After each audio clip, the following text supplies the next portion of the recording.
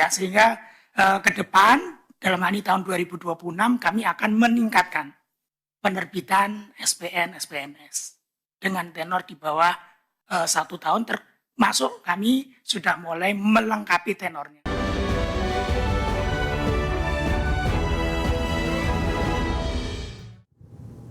Kementerian Keuangan makin gencar menerbitkan surat utang tenor pendek pada tahun ini. Hal tersebut dilakukan dalam rangka pengembangan pasar uang, pendalaman pasar obligasi, dan membangun manajemen kas yang lebih efisien.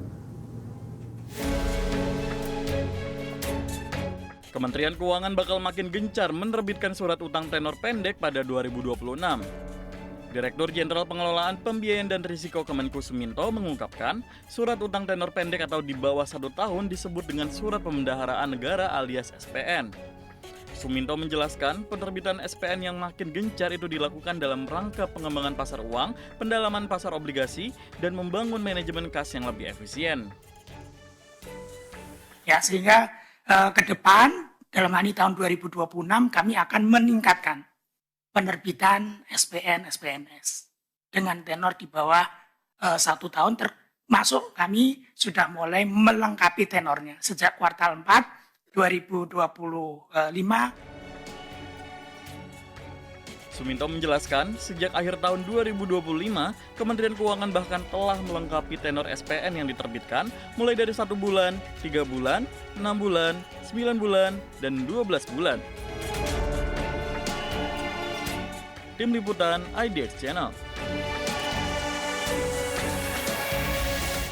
Citigroup akan memangkas sekitar 1.000 pekerja pada pekan ini. Langkah ini merupakan bagian dari rencana restrukturisasi jangka panjang untuk menekan jumlah karyawan hingga akhir 2026. Citigroup akan memangkas sekitar 1.000 pekerja pada pekan ini. Menurut sumber yang mengetahui masalah tersebut kepada Reuters, Citigroup akan melakukan pemutusan hubungan kerja terhadap sekitar 1.000 pekerja pekan ini. Langkah ini merupakan bagian dari rencana yang telah diumumkan 2 tahun lalu.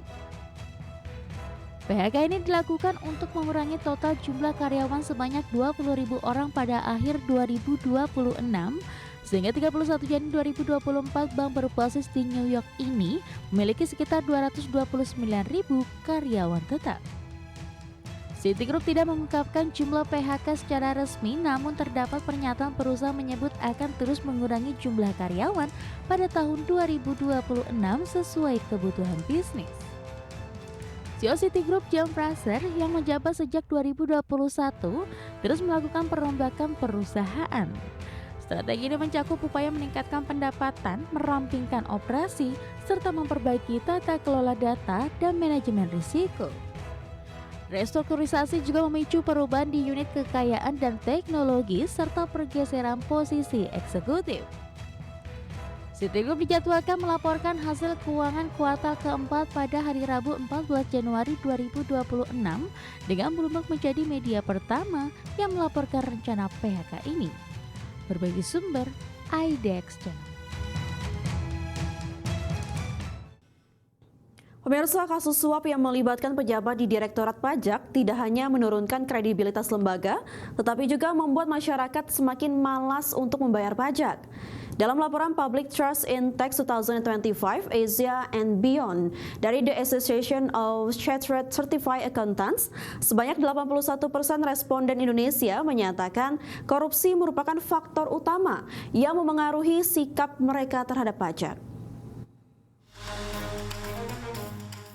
Institusi Direktorat Jenderal Pajak Kementerian Keuangan kembali tercoreng usai pejabatnya menjadi tersangka kasus dugaan suap pemeriksaan pajak. Praktik korupsi di internal otoritas pajak tidak hanya menurunkan kredibilitas lembaga, tetapi juga membuat masyarakat semakin malas untuk membayar pajak. Seperti yang terungkap dalam laporan Public Trust in Tax 2025 Asia and Beyond dari The Association of Chartered Certified Accountants bersama OECD, IFAC, dan CA-ANS. Dalam temuan tersebut, sebanyak 81% responden di Indonesia menyatakan korupsi merupakan faktor utama yang memengaruhi sikap mereka terhadap pajak. Angka itu hanya kalah dari Filipina 84%. Sebagai perbandingan, negara-negara maju yang tata kelolanya dianggap lebih matang menganggap faktor korupsi tidak terlalu penting.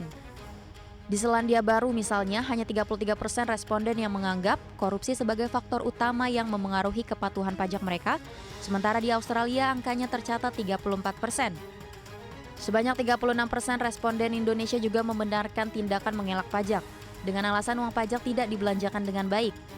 Sementara 31% responden Indonesia yang menjadikan tarif pajak terlalu tinggi sebagai pembenaran untuk tidak patuh pajak, dan 27% beralasan karena sistem pajak tidak adil.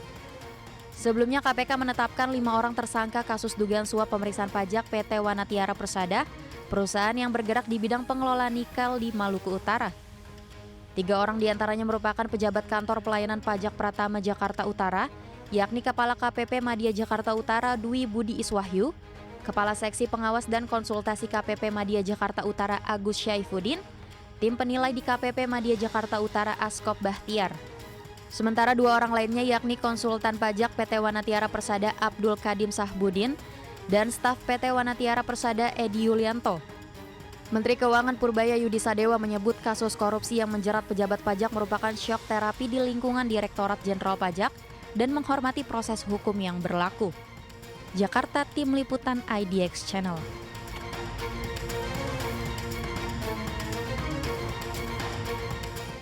Pemirsa, perang harga di industri otomotif China semakin memanas. Ya, pekan lalu BMW mengumumkan pemotongan harga untuk 31 model yang dipasarkan di China sebagai strategi menghadapi persaingan ketat di pasar terbesar dunia tersebut. BMW pekan lalu mengumumkan pemotongan harga untuk 31 model yang dipasarkan di China. Langkah ini diambil seiring meningkatnya persaingan di tengah perang harga industri otomotif di negara tersebut. Pemotongan harga paling besar secara nominal terjadi pada BMW i7 M70L. Varian listrik performa tinggi dengan seri 7 ini dipangkas hingga menjadi 301.000 yuan atau sekitar 736 juta rupiah mulai pekan lalu. Dilansir dari Carscope, penurunan persentase terbesar justru dialami BMW iX1 eDrive 25L. Harga SUV kompak varian jarak sumbu roda panjang ini dipangkas hingga 24% menjadi 228.000 yuan atau sekitar 550 juta rupiah. BMW menyebut penyesuaian ini sebagai bagian dari manajemen harga reguler. Namun momentum diskon datang saat penjualan mobil di China turun 2 bulan berturut-turut hingga November menurut data Asosiasi Mobil Penumpang China. Menurut Bloomberg, otoritas China mulai menerapkan langkah untuk meredam perang harga berlebihan, diantaranya melarang penjualan di bawah biaya produksi dan membatasi insentif dealer, di tengah kekhawatiran dampak deflasi, gangguan rantai pasok, serta tekanan terhadap upah tenaga kerja. Berbagai sumber, IDX Channel.